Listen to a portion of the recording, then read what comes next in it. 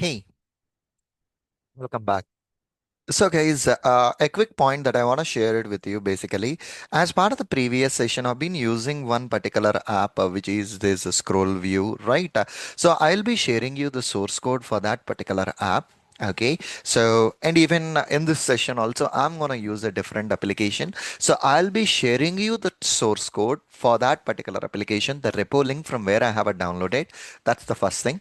And the second thing, how exactly we can build those apps also, I'll be showing you as part of, a precondition. So I will upload a video ahead itself. You can check it. So how exactly you can install these two apps would be a kind of a precondition.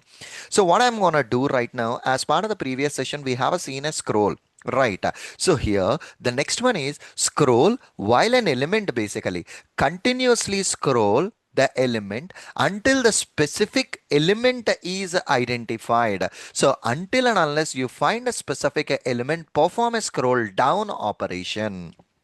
Okay, so perfectly all right. So this is what the previous program that we have created, right? So copy this program, comment it out, create a new program here and delete this particular line, and of course let me comment this line or leave it for now.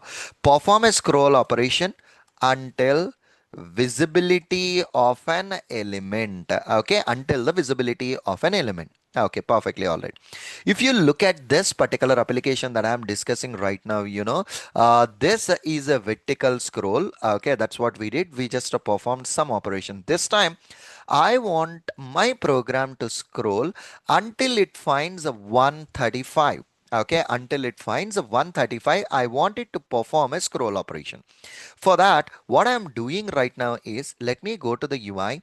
Whichever the command is there, just copy that particular command while element is visible. Come back to the editor, put that command back here. And now let's go back and let us see the identification of 137. Let me launch it, and of course let me launch my accessibility inspector. And if you see 135, it does has a label cell 135. This is a label basically. So let's come back and change it to label 135. So here await element to be visible, while what you want to do right now, you want to perform a scroll down operation by using its a type, right, which is the class name, instead of this particular one by.id, by using the class view.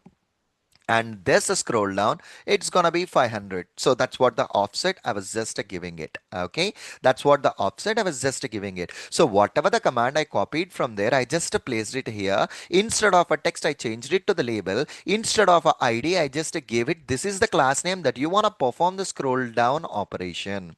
Let me try to run this particular program and check it out whether it is performing the scroll down operation until it finds a 135 or not. See, basically it's performing the down operation. See, it's scrolling down. So until when it needs to perform the scroll down operation, it should perform the scroll down operation until it reaches 135, which is a cell 135 value it should find. Then only it will stop performing the scroll down. See here in this situation, we have a cell 135. The execution got a passed.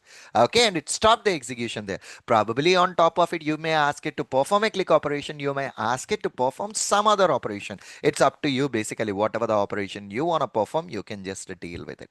Okay, so perfectly all right. So this is the way how exactly we can do this operation. Okay, thank you.